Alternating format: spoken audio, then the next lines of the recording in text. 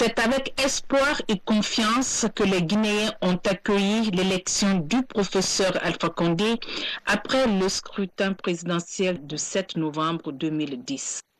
Une élection qui est intervenue après un demi-siècle d'indépendance, des années d'incertitude et de désillusion. L'opposant historique, après 40 ans de lutte politique, à la destinée de la Guinée, longtemps pionnière dans bien de domaines en Afrique, mais un pays qui est hélas aujourd'hui à la traîne du développement. Une situation héritée des régimes successifs qui ont pour la plupart entretenu la gabegie, la malversation, les détournements des deniers publics et l'impunité.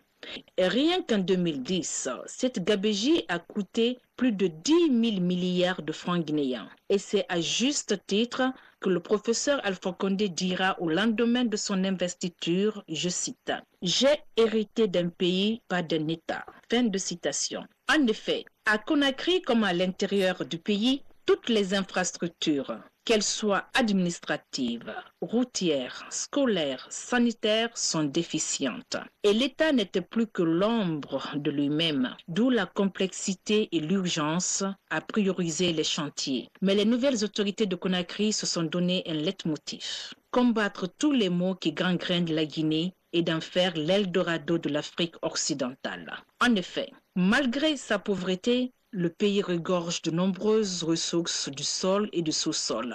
Pour donc remettre la Guinée sur les rails, le professeur Alpha Condé et son gouvernement ont ouvert un certain nombre de chantiers.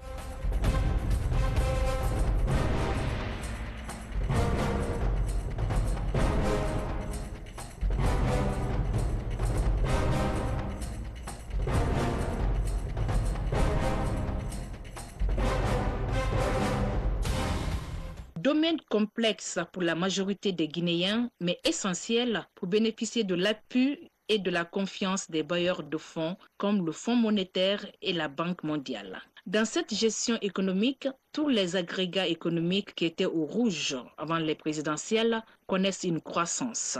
Cela grâce à la rigueur et à la transparence dans la gestion macroéconomique. Une des conséquences directes de cette gestion est l'obtention du PTTE en novembre 2012, alors que le pays courait derrière ce programme depuis 10 ans. L'obtention de ce programme a permis l'augmentation des salaires de 50%, l'adoption pour la première fois du SMIC évalué à 480 000 francs guinéens et le recrutement sur concours de 500 jeunes à la fonction publique. Le professeur, là où il a pris le pays, 8 jours d'importation.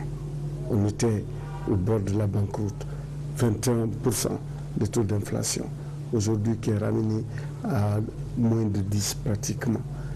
Et le taux de change qui est aussi resté stable. Et vous voyez au niveau de la production agricole, il n'y a plus cette importation massive qui réellement oblige notre gouvernement à sortir assez d'argent pour aller chercher du riz à l'extérieur. Vous n'avez plus d'endettement, un taux d'endettement abyssal entre le Trésor public et la Banque centrale. La Guinée est aujourd'hui à retrouver sa place. Les représentants ne sont plus frappés d'ostracisme parce qu'avant on ne payait pas les cotisations. Nous avons un commissaire au niveau de la CEDEAO. Tout cela veut dire que la Guinée avance. Quand le professeur Alpha Condé venait au pouvoir, tous les agrégats économiques étaient au rouge. Pour vous en convaincre, prenons l'inflation. Elle caracolait à 21%. Le taux de change se dépréciait toujours autant. L'endettement du Trésor auprès de la Banque centrale, 6 600 milliards de nos francs. Le stock, la dette, 3 milliards 100. Tous les agrégats économiques, que nous appelons les variables économiques, toutes ces variables économiques étaient volatiles, étaient au rouge, et la Guinée ressemblait à un pays qui était abandonné. La Guinée était dans un état d'isolement total vis-à-vis de nos partenaires techniques et financiers.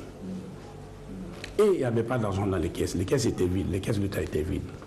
Le président Alpha Condé devait assumer tous les engagements antérieurs avant qu'il ne soit au pouvoir. donc la dette reconsidérée. En 2 ans d'exercice du pouvoir, à cause de la bonne gouvernance politique, la gouvernance économique a suivi et les partenaires techniques financiers ont accepté. Nous étions au point de décision en 2000.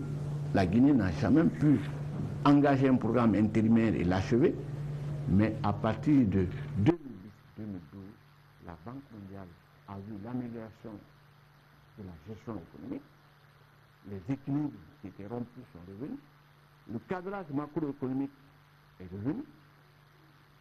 La communauté internationale a donc jugé utile de donner à la Guinée ce que j'appelle le brevet de bonne conduite, le cutis sur la bonne gouvernance économique, avec à la clé l'effacement de la dette de 2,1 milliards, ce qui constituait les 2 tiers du stock de la dette, la pyramide de la dette qui était à hauteur de 3,1 milliards.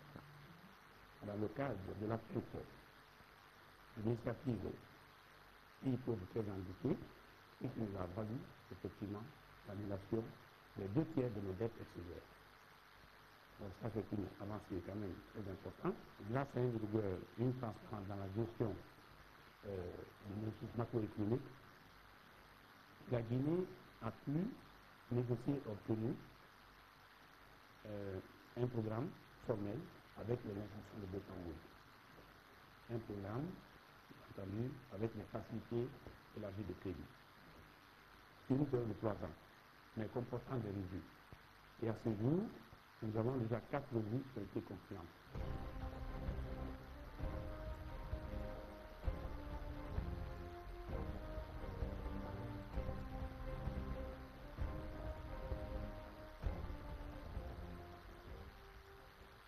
Longtemps considéré comme le château d'eau de l'Afrique occidentale grâce à ses nombreux cours d'eau, la Guinée est paradoxalement le pays où l'eau et l'électricité restent des denrées rares. Pour la Troisième République, c'est une des principales priorités. Dans son plan d'urgence eau et électricité, des bonnes fontaines sont réalisées à Kaloum, Ratoma, Wanidara et Simanteri pour des services de proximité. Outre ces actions, des jalons plus importants sont posés à Kobaya. Un forage de 75 mètres cubes heure est construit. Des pompes de reprise d'eau traitée remplacées à Kitma. 300 pompes vétustes ou volées sont remplacées. Coût d'exécution 10 milliards de francs guinéens. Si dans les zones urbaines, la demande d'eau reste encore forte, dans le monde rural, le pari pour donner une eau de qualité et à tous est gagné. Le président de la République a promis aux femmes qu'il allait alléger leurs souffrances en mettant en service tous les points d'eau qui étaient en panne sur toute l'étendue du territoire, qui étaient au nombre de plus de 2500 ouvrages qui étaient non fonctionnels. Il a pu mettre en service, il a pu mettre à la disposition des populations plus de 2700 points d'eau.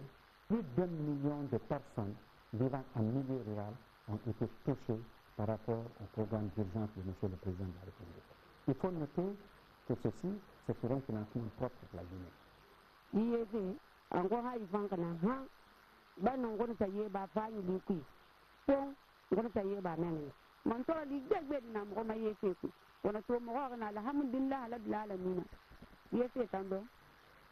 L'autre chose qui est importante dans le bilan de M. le Président de la République, c'est le fait qu'il a permis au service national de points d'eau de pouvoir bénéficier de nouveaux financements parce que la confiance était de nouveau rétablie entre les bailleurs de fonds et la Guinée.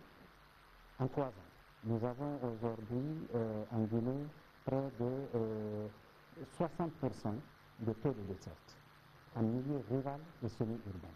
Les 50% de la population guinéenne ont aujourd'hui accès à une eau potable et une eau de qualité en quantité suffisante et de façon pérenne.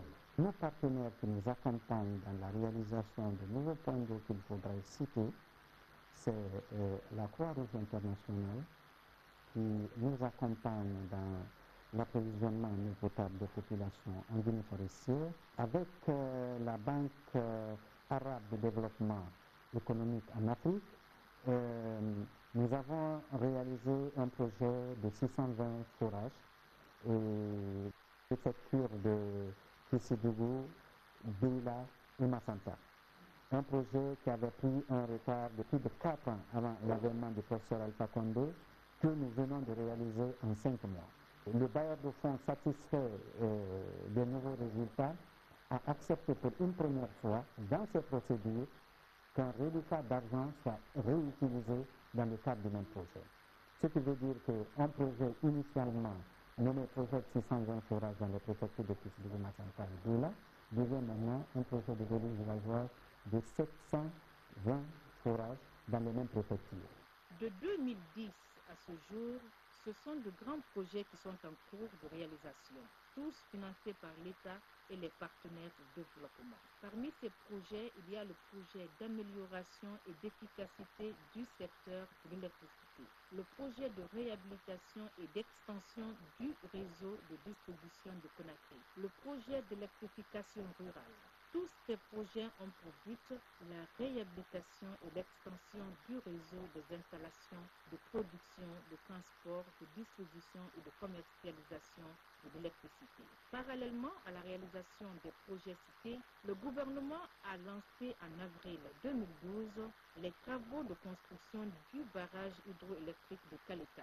Avec une capacité de 240 MW et une enveloppe financière de 526 millions de dollars, Kaleta sera un des plus grands barrages hydroélectriques jamais réalisés dans la sous-région. Vous êtes à la CGTNT, c'est l'impression et contrôle des grands projets et des marchés publics, qui est l'ingénieur conseil public, c'est-à-dire le neveu de l'État, qui assure le contrôle des processus de passation et de l'exécution physique des différents projets du pays.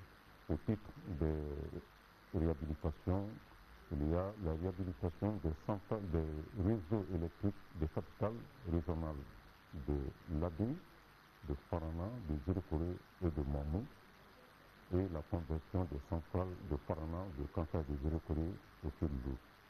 C'est un investissement qui a été financé par la BIDC, c'est la Banque d'investissement et de développement de la CEDEAO, pour à peu près 22 millions de dollars. Les travaux de réhabilitation pour ces différentes capitales régionales sont déjà terminés. Il y a également la réhabilitation et l'extension des réseaux de la commune de Matoto et de la commune de Rapelin. Il y a pour un coût à peu près de 20 millions de dollars. Il y a l'acquisition de 3 centrales qui totalisent à peu près 100 MW et qui sont en cours progressif d'installation à Tombo et à Kité. Il y a également l'installation de lampadaires au nombre de 7 000 dans les 34 préfectures du pays. Bon, c'est pays par mon Mali, mon envoyé dans les bandes de jureurs. N'a pas par mon Wassali, mais si j'ai tant nous. Bon, c'est que mon nom lui dans les bandes 19h et à l'imane, bon, auto qui est dans le canapé. Il y a la réalisation du grand barrage hydroélectrique de Kaleta, qui consiste en la construction d'une route d'accès de 70 km bitumé, la construction d'un barrage en béton compacté et rouleau, en la construction d'une usine de 240 MW et en la construction d'une ligne de transport sur 146 km. Et des postes d'interconnexion en Manéa et à Pria et l'électrification des CRD de Tombo et de Badi. Kaleta fait 240 MW. Tenez-vous bien, 240 MW, c'est la production de la suite du seul barrage de Kaleta. De l'indépendance jusqu'à l'arrivée du président Alpha Condé au pouvoir, on avait sur les 52 ans peut-être moins de 200 MW. Autrement dit, en 5 ans, il aura égalisé et dépassé la production de 52 ans d'énergie. En termes d'investissement, c'est énorme. En termes d'impact, c'est encore plus.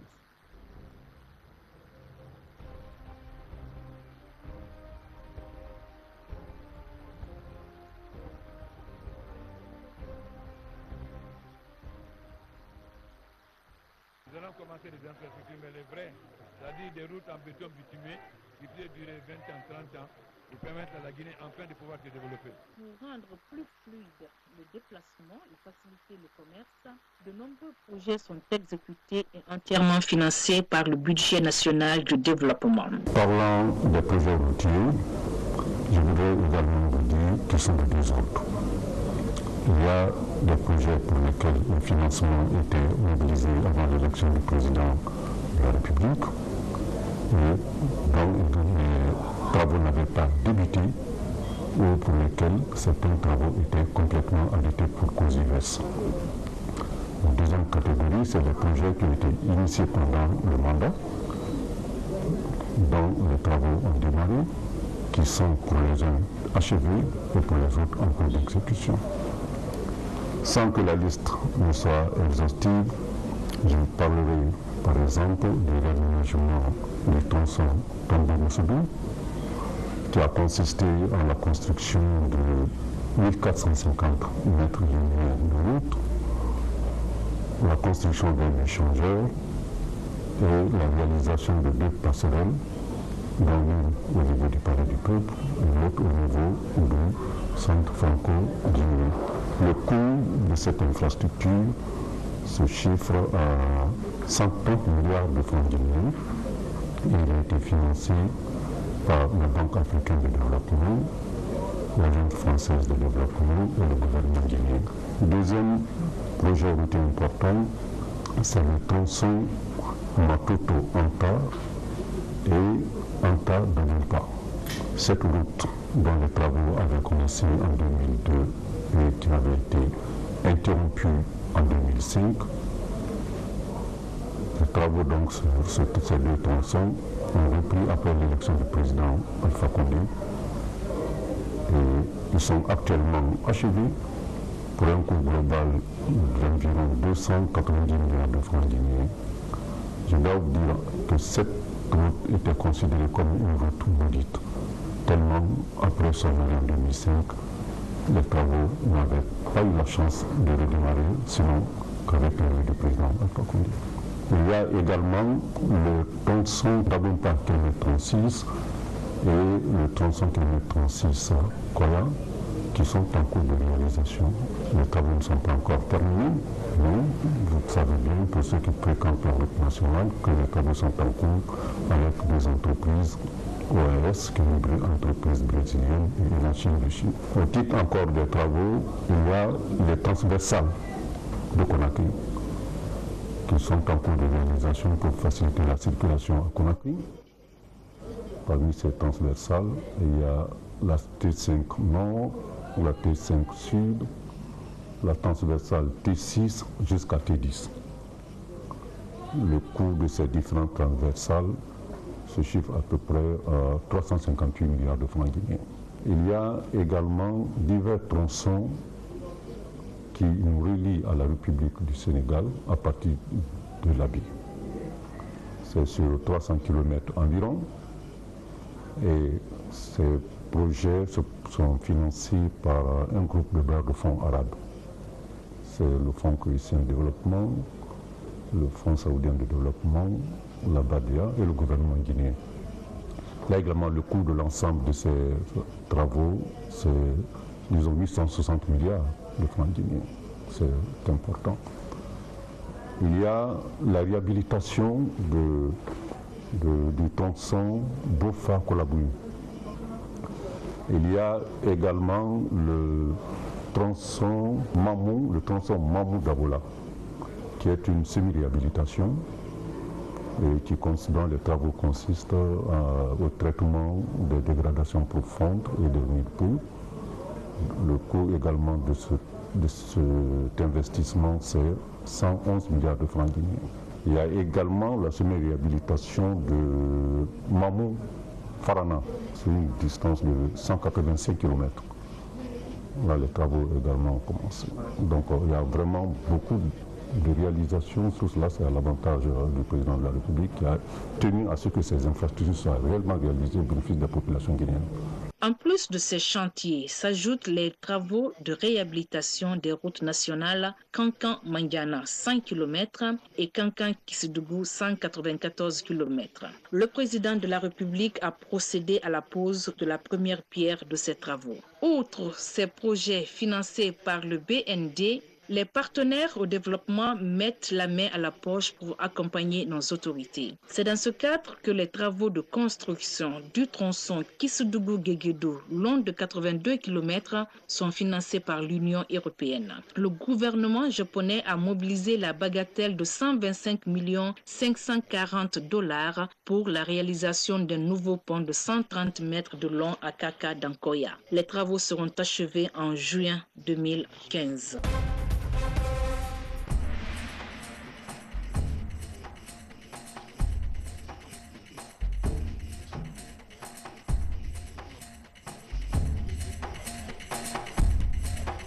Conakry avait cessé depuis belle lurette d'abriter des sommets et des rencontres de haut niveau. Raison principale, la Guinée, qui est naturellement un pays touristique, manque d'infrastructures d'accueil pour ces genres de rencontres. Mais aujourd'hui, il y a un réel changement. Les hôtels, les cités modernes et résidentielles poussent comme des champignons, notamment à Conakry. Il faut reconnaître que le professeur, comme il l'a dit pendant son investiture, que la Guinée revient.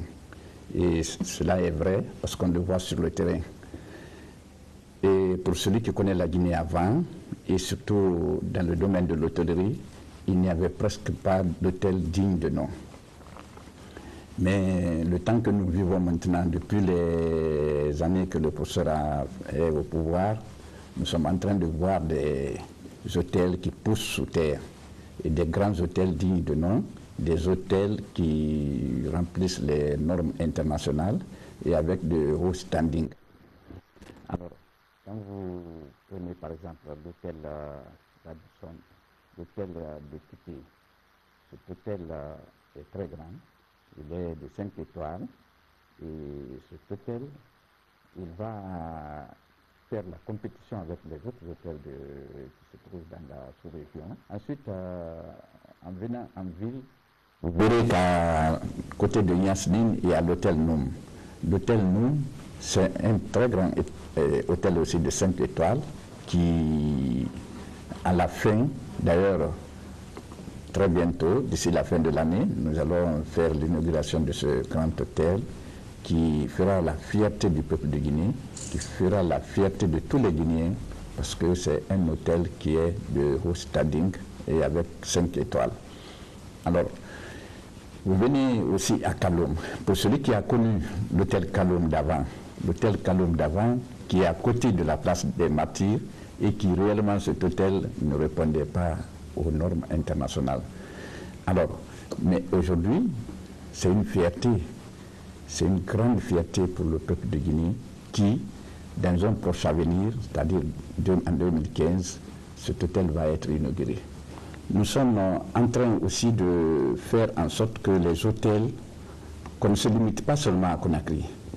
Il faudrait aller à l'intérieur du pays. Le feu Ahmed Sékou Touré a fait des cases. Et chaque case représente un pays. Et voilà que ces cases-là étaient abandonnées, n'étaient plus entretenues.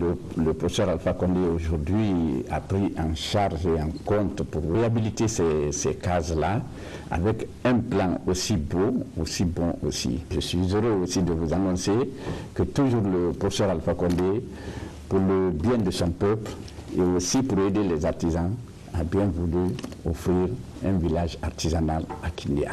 Et très bientôt aussi, nous allons poser la première pierre de ce village artisanal, donc qui fera un grand effet et dont les artisans vont se voir demain regroupés ici et là pour exposer leurs articles.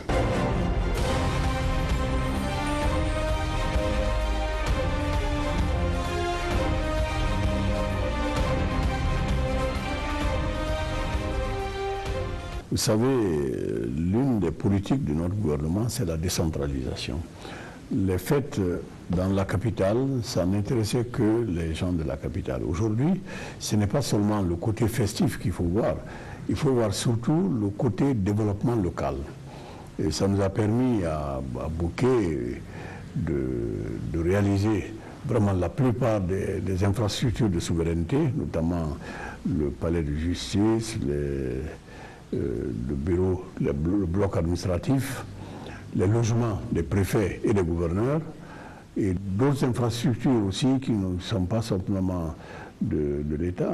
Les marchés, par exemple, on a réhabilité des marchés, on en a construit, ça a Bouquet. Et la même chose à Zérékouré, où nous avons eu une cinquantaine d'infrastructures. Il y a des infrastructures dans les régions, dans les différentes régions qui sont en cours de réalisation grâce à sa politique de délocalisation des fêtes d'indépendance. La première a eu lieu à Bouquet. À Bouquet, il y a à peu près 24 infrastructures qui ont été construites en 2012.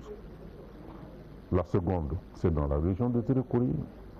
Dans la région de Zérékouré, on a compté, il y a 68 infrastructures qui ont été réalisées, réparties entre les préfectures de Zérékouré, de Lola, de Yomou, de Beila, de Kissidou et de Kékédou. Dans chacune de ces préfectures, il y a une dizaine de nouvelles infrastructures qui ont été réalisées. Et cette année, c'est la région de Momou, avec une cinquantaine d'infrastructures réparties entre la préfecture de Momou, celle de Dalaba et celle de Pita. Donc si vous comptabilisez toutes ces réalisations, je pense qu'il n'y aura pas comparaison avec aucun régime.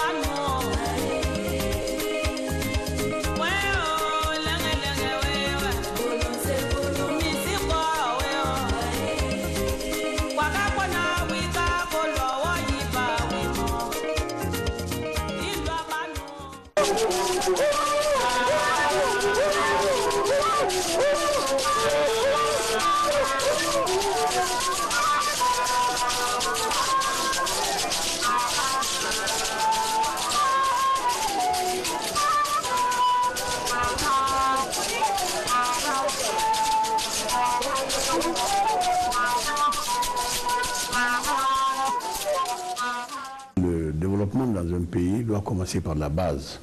Et grâce à ces infrastructures aujourd'hui, l'État est présent. Parce qu'on ne peut pas parler de restaurer l'autorité de l'État quand l'État n'a pas où loger. C'est-à-dire qu'il n'y a pas de bureau où les populations peuvent aller pour tel ou tel papier. Le préfet lui-même n'a pas de logement. On en a vu dans certaines préfectures de la Guinée. C'est dû aux événements de 2007.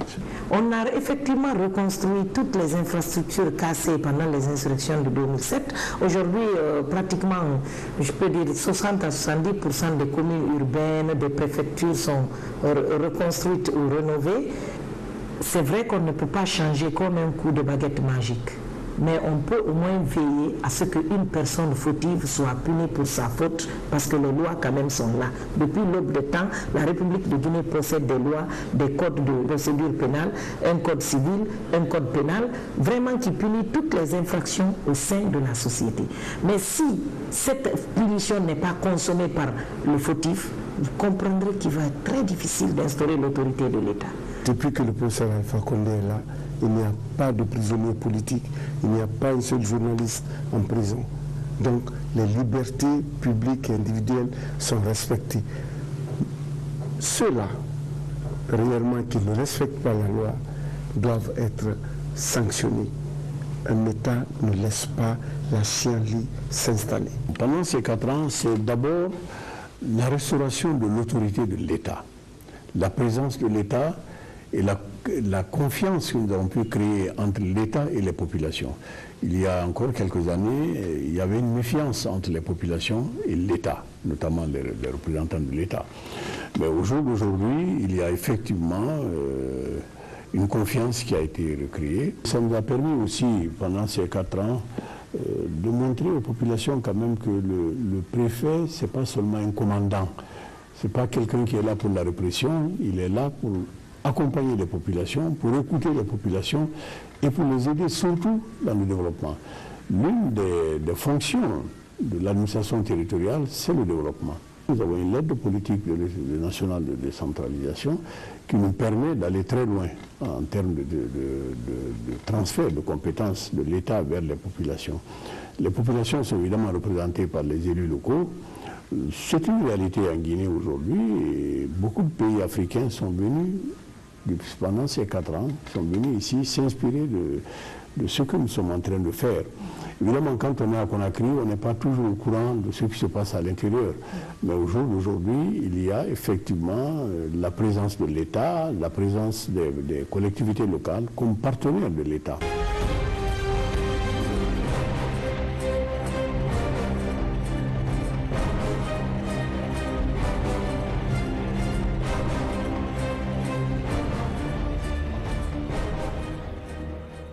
Un domaine dans lequel la Troisième République est aussi dynamique, c'est bien la diplomatie. La Guinée is back n'est pas un vain mot, c'est une réalité. La Guinée redore son blason avec une diplomatie offensive.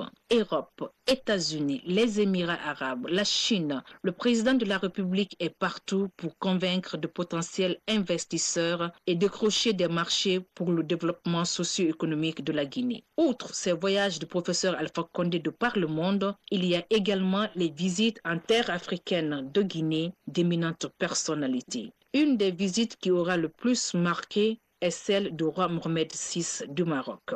26 accords de coopération sont signés.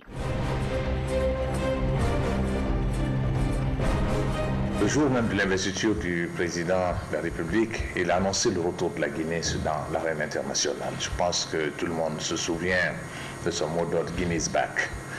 Je crois qu'il ne se trompait pas parce que la Guinée a connu des étapes glorieuses dans les premières années de son indépendance. Vous savez le rôle cardinal que la Guinée a joué en Afrique. Et puis nous avons connu une longue période d'éclipse. Et donc à l'avènement du professeur Alpha Condé, il a annoncé le retour de la Guinée dans l'arène internationale. Et depuis, la Guinée est revenue au premier plan. D'abord au niveau des organisations sous-régionales et aussi de la politique internationale. Dans la sous-région, nous avons déjà, grâce au professeur et à sa vision, nous occupons de postes très importants. La Mano Riva, le secrétaire exécutif est une Guinéenne. Nous avons le secrétaire exécutif de l'OMVS qui est un Guinéen. Nous avons un commissaire à la CEDEAO. Nous avons organisé avec un grand succès le Conseil des ministres de l'OCI. Et nous sommes membres du Conseil de paix et de sécurité de l'Union africaine. Le mandat d'ailleurs a été renouvelé. Et ça, c'est au niveau organisation internationale. Mais il y a eu une diversification de relations de la Guinée avec le monde extérieur. Je vous informe que les Émirats arabes unis vont ouvrir une nouvelle ambassade en Guinée, ce qui ne s'était encore pas produit. Nous avons beaucoup d'ambassades nouvelles qui sont ici et la Guinée a ouvert aussi beaucoup d'ambassades. Nous avons surtout mis l'accent sur les relations avec les pays émergents. Je pense qu'au plan de la coopération bilatérale et multilatérale, il y a des acquis très importants.